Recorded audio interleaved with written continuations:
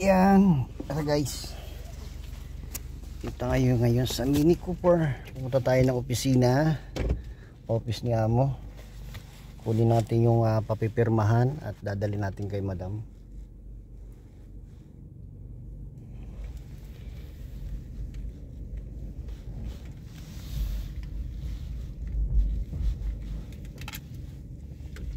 Sarado muna natin yung gate, yung garage. Kung napapansin ninyo, yan, kasarado na. Okay, tara, samahan nyo ako sa aking paglalakbay going to office.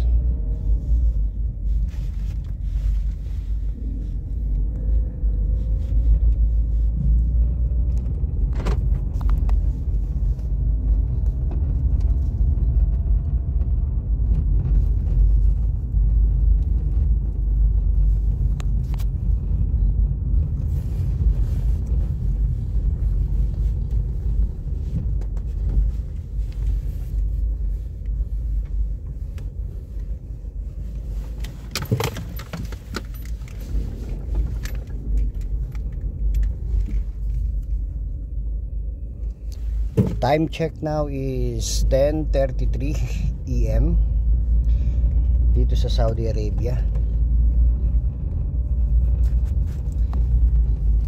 Araw po ng Sunday. May pasok po sila ngayon, araw ng Sunday.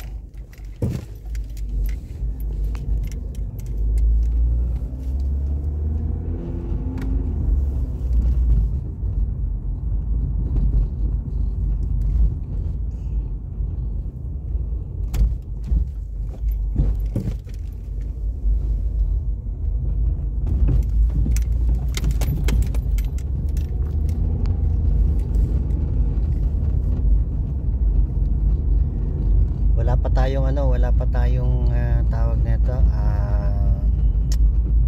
maliit na camera or video, GoPro, wala pa tayo doon. Saka na pagka nakasahod na tayo kay YT.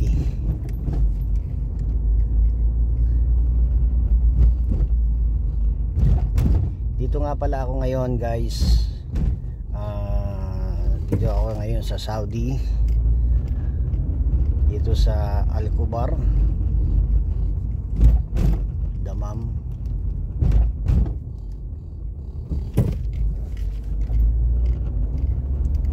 Dito araw ng linggo may pasok sila.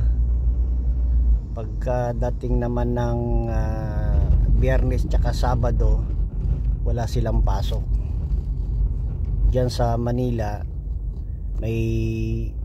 walang pasok sa Manila, at Sabado may pasok half day. Dito naman Biyernes hanggang Sabado wala silang pasok. Biyernes talaga usually talagang walang pasok. Tapos pagdating naman ng Sabado may mga ibang kumpanya may open, nakabukas sila. Dito sa amin ay wala, sa amo ko wala.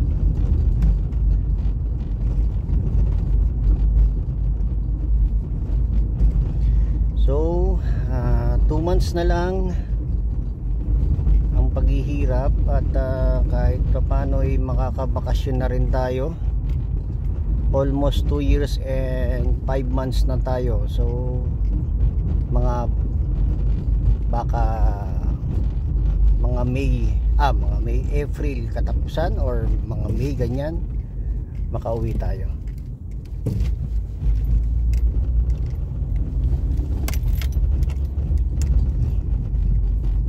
So dito sa Saudi, dito sa amo ko 5 taon na ako dito kay amo. Okay boss, okay naman si amo, mabait,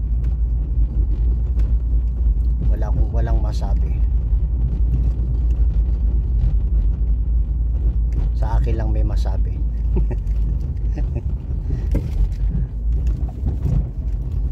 yan okay naman, mabait naman si amo. Kahit pa paano nakakapag ano tayo, nakakapag advance tayo kahit konti. Pagka masama ang mood ni amo, timpla-timpla lang.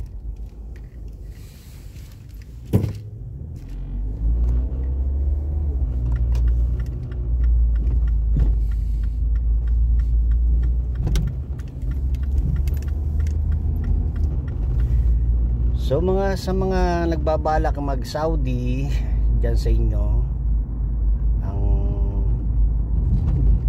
tanging ano ko lang 100 times yung pagdesisyonan ng pagpupunta kayo rito sa Saudi, dahil hindi lahat ng mga nag-abroad ay pinapalad. Swertihan lang talaga dito, kaya ganun na lang. Yung iba talagang napupunta sila sa malulupit na amo, yung iba naman okay, yung iba naman iba-iba kasing klase yung mood ng mga Arabo dito at Araba kaya dito sa Saudi swertihan lang talaga. Kaya mag-isip kayo, yung mga pupunta dito sa Saudi, pag-isipan nyo mabuti kung talagang handa na kayo. Kasi mahirap iwanan ng pamilya, lalo na kung single mom ka or single dad ka, diba? Mas gugustuhin mo pang yan na lang sa Manila. Pero sa Manila naman kasi kailangan mo talagang doble kayod ka dyan.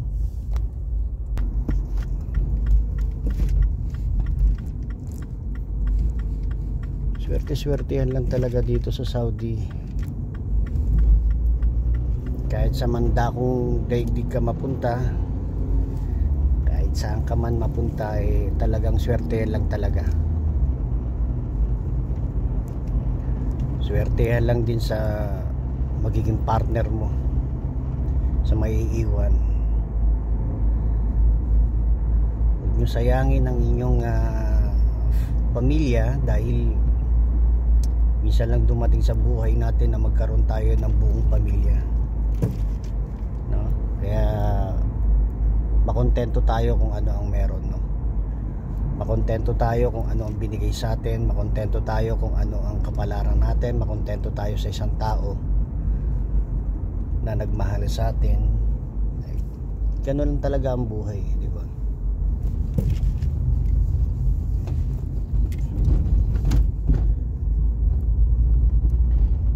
Kaya sa mga magbalak mag-abroad, iiwan ang mga anak, siguraduhin ninyong handa na kayo sa lahat ng mangyayari sa inyo. Kasi ang kultura dito sa Saudi ay iba. Huwag nyong ipapares dyan sa Manila.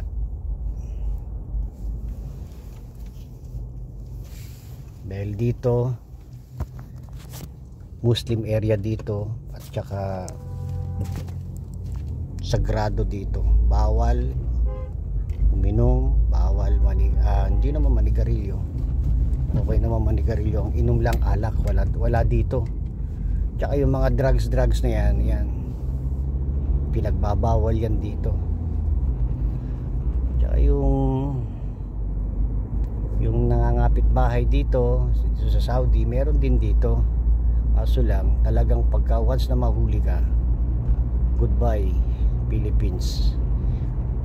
Taon bago ka makauwi, or depende sa kaso mo, baka habang buhay ka na lang sa kulungan sa Saudi. Kaya sa lahat ng mga nagbabalak o mga datihan na dito, ingat-ingat po tayo mga kabayan. Kasi nangarap tayo na mag-abroad tayo, nangarap tayo para sa ating mga anak, sa ating mga luho o anumang bagay, i-focus natin doon. Huwag tayong gumawa ng hindi maganda. Magtrabaho tayo na maayos, yun lang, para makuha natin ang mga minimithi natin sa buhay, no?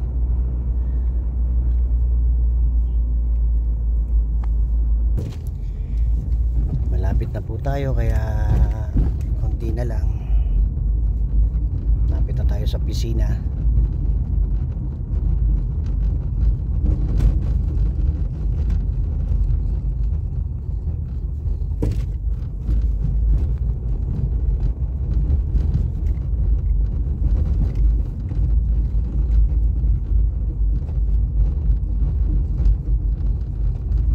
Ay, shoutout nga pala sa ating pinakamamahal na Vice President. Ayan, kay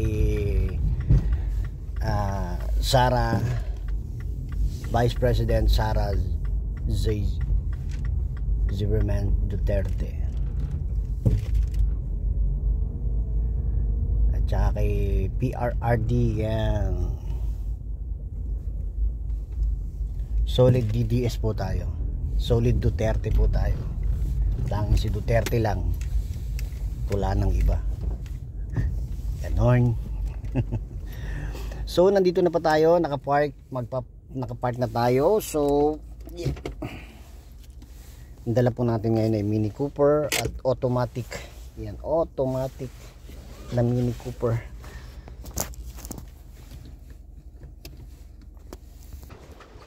Tara guys, nandito na tayo. Papasok tayo rito sa opisina. Yan.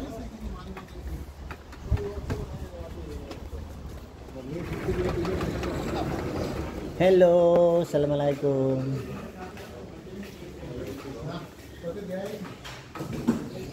Yan, dito tayo.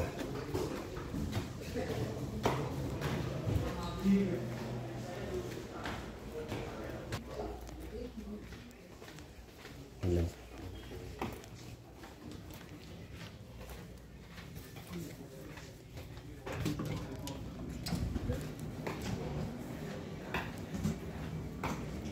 Hello. So yun na nga. So wala pa yung mga papers, kaya bababa muna tayo. Time T-boy. Copy. Hello, pare, how are you? I'm fine, I'm good.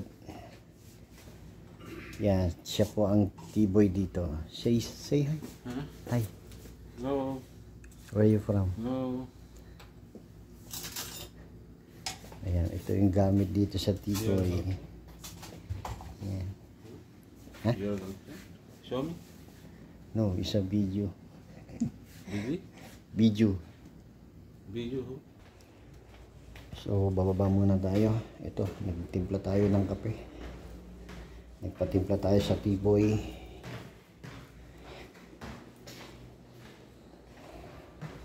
Ito nga pala opisina ng amo ko. Zara.